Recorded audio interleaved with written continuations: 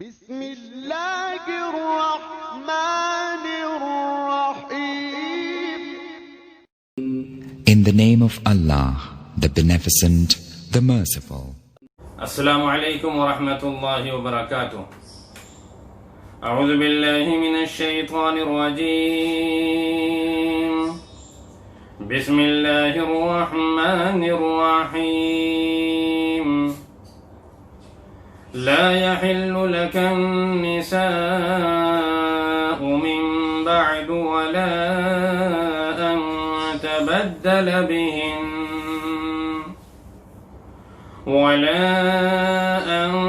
تبدل بهن من أزواج ولو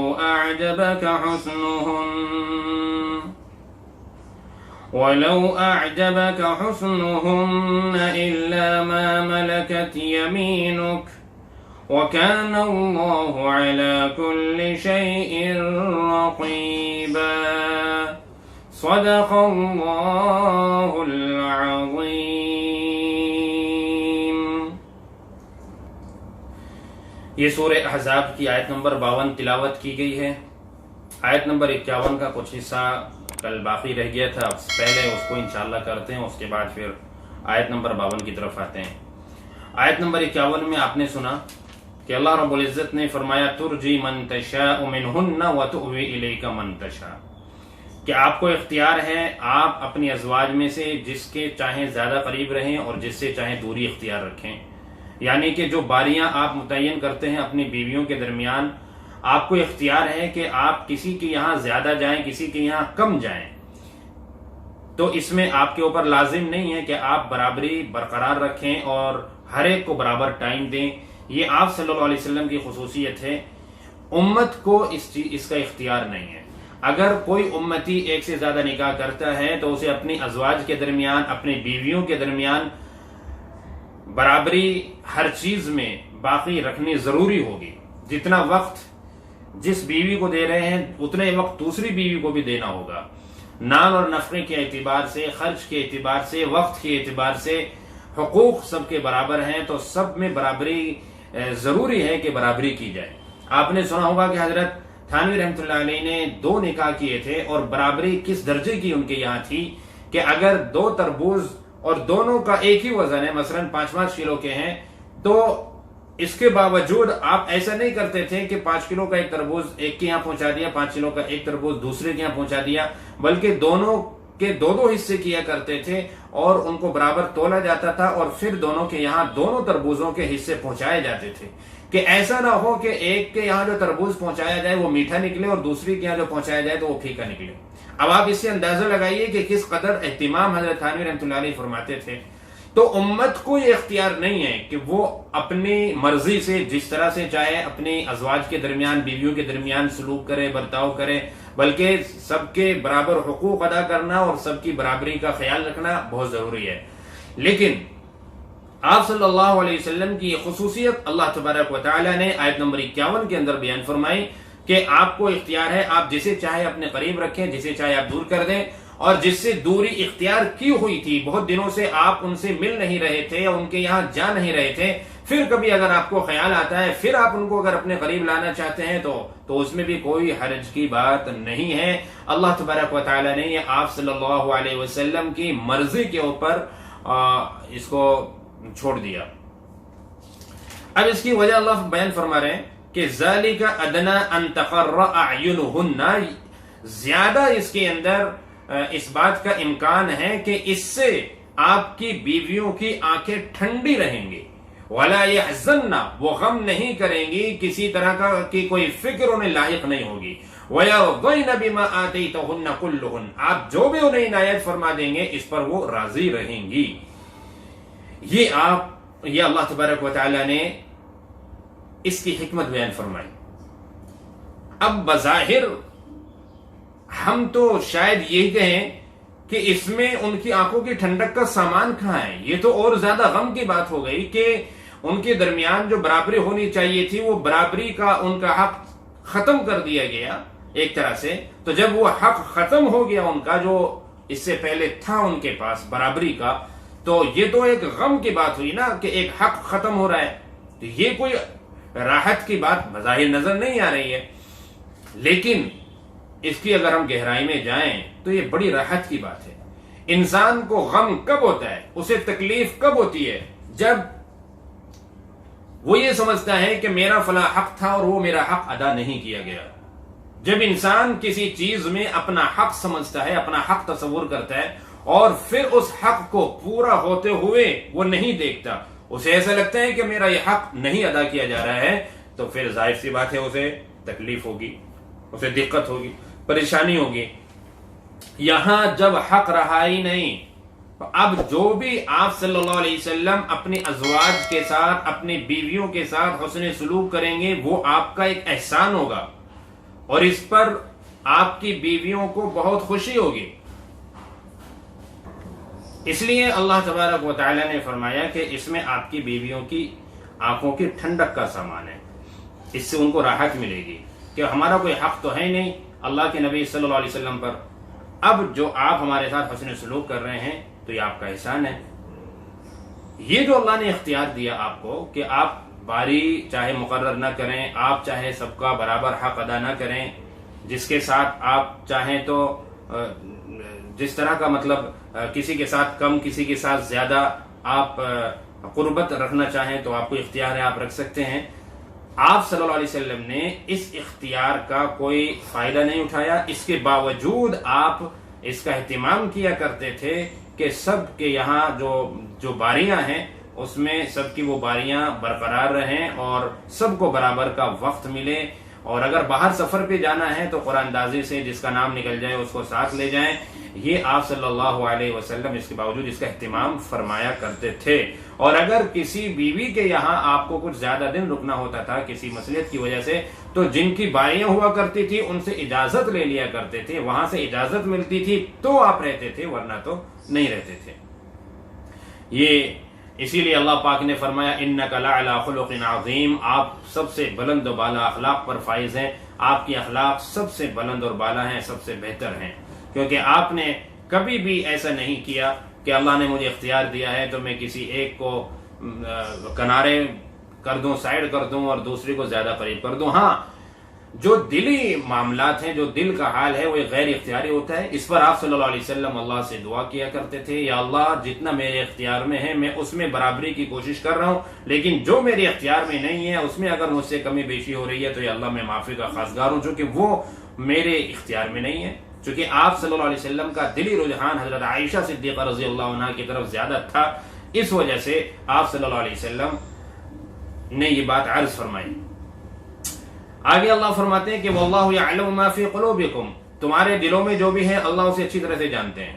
یعنی یہ مراعات، یہ خصوصیات جو آپ کو دی گئی ہیں، کسی بھی شخص کے دل کے اندر کوئی غلط خیال ایسا نہیں آنا چاہیے کہ بغیر مہر کے نکاح آپ کے لیے جائز کر دیا گیا، 4 سے زیادہ بیویاں آپ کو نکاح میں رکھنا آپ کے لیے جائز کر دیا گیا، اور برقرار یہ برابری باقی نہ رکھیں، آپ جس کو چاہے زیادہ وقت دیں، جس کو چاہے کم وقت دیں، یہ آپ کو اختیار دے دیا گیا۔ تو یہ اتنی ساری جو رعایتیں آپ صلی اللہ علیہ وسلم کو دی گئی ہیں تو بھئی یہ امت کو کیوں نہیں دی گئی؟ تو اس طرح کے اشکالات اور اعتراضات اگر دل میں آتے ہیں، اللہ فرما رہے ہیں کہ خوب اچھی طرح سے جان لو کہ اللہ تمہارے دلوں کے حالات کو اچھی طرح جانتا ہے۔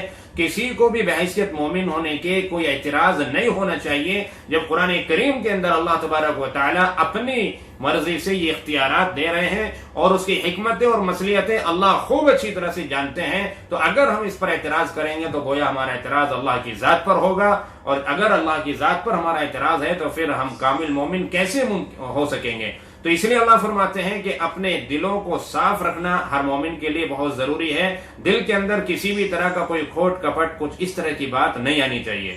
وَكَانَ اللَّهُ عَلِيمًا حَلِيمًا، اللہ تبارک و تعالی سب کچھ جاننے والے ہیں، اور اگر وہ چاہیں تو تمہارے ہر عمل پر پکڑ فرما سکتے ہیں، لیکن وہ حلیم ہیں، بردبار ہیں، برداشت کرنے والے ہیں، فوراً وہ سزا نہیں دیتے بلکہ سمجھنے کا، توبہ استغفار کرنے کا موقع بھی دیتے ہیں۔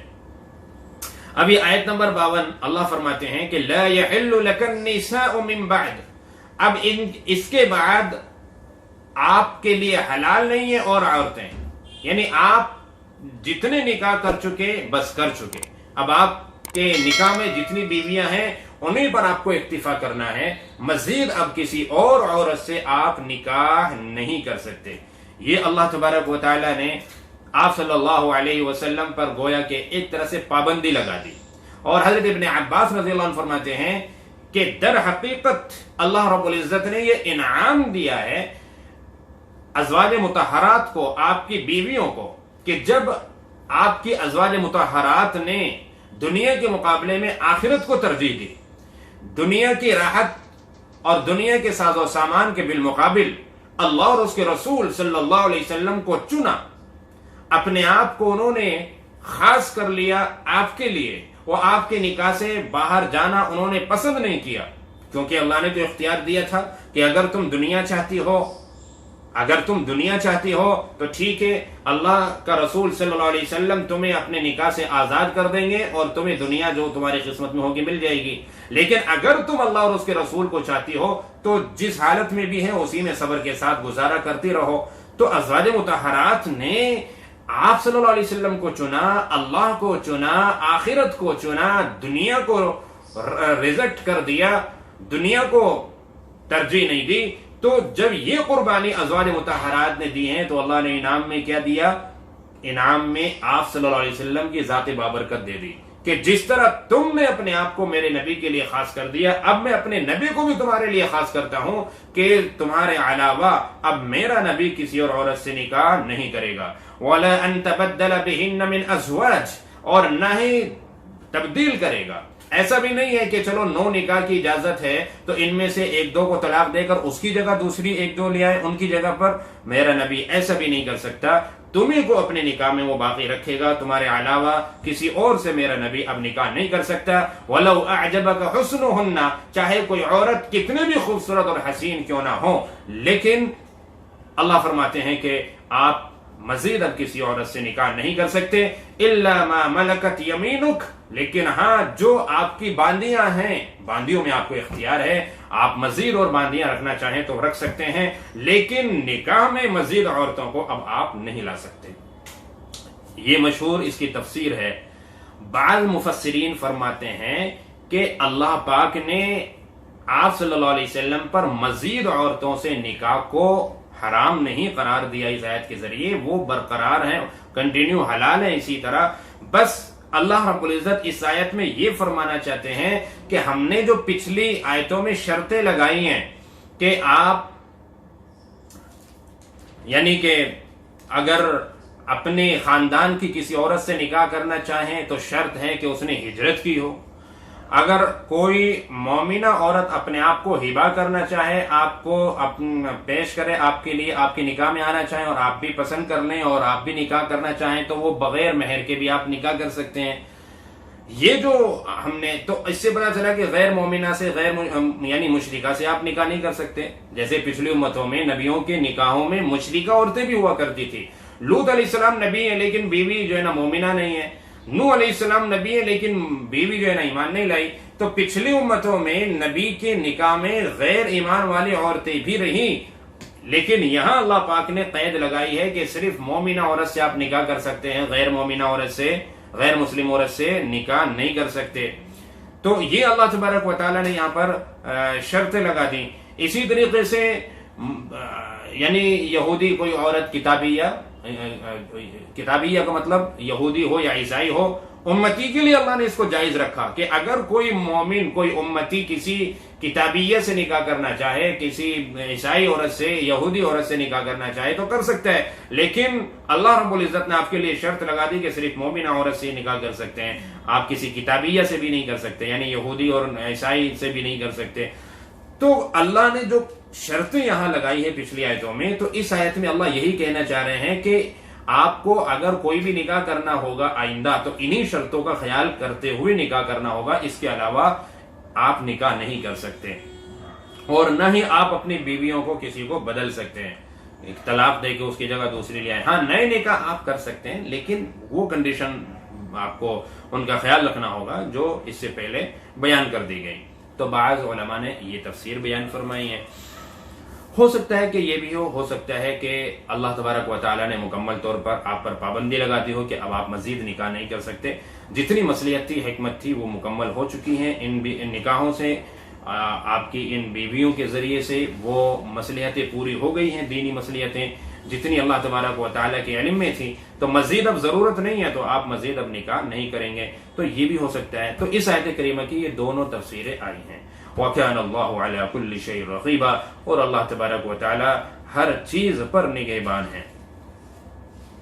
اللہ تبارک و تعالیٰ احکام یعنی اللہ کے حکموں پر کتنا عمل کیا جا رہا ہے اور کتنی اس کی پابندی کی جا رہی ہے، یہ عام امتی کو سنانا مقصد ہے کہ اللہ تبارک و تعالیٰ ہر ایک کے عمل کا نگہبان ہے، اللہ کے علم میں ہے سب جو کر رہا ہے۔ آپ صلی اللہ علیہ وسلم جو کر رہے ہیں وہ بھی اللہ کے علم میں ہے، بلا شبہ آپ صحیح کر رہے ہیں، غلط نہیں کر رہے ہیں۔ امتی جو کرے گا وہ بھی اللہ کے علم میں ہے۔ تو بہرحال ہمیں اللہ سے ڈرتے ہوئے اللہ کے تمام حکموں پہ عمل کرنا ہے، اور آپ صلی اللہ علیہ وسلم سے شیاطین کے بہکاوے میں آ کر کسی بھی طرح کا بدگمان نہیں ہونا ہے۔ آپ کے ایک ایک نکاح میں بڑی حکمتیں ہیں، انشاءاللہ کسی موقع پر اس کو تفصیل سے پھر الگ سے ریکارڈ کیا جائے گا، بیان کیا جائے گا، تاکہ سمجھ میں آئے ہمارے کہ آپ نے یہ نکاح دین کی خاطر کیے ہیں، اپنی خواہشات نفسانی کی بنا پر یہ نکاح نہیں کیے ہیں۔ اللہ ہمیں صحیح سمجھ عطا فرمائے، عمل کی توفیق عطا فرمائے۔ السلام علیکم ورحمۃ اللہ۔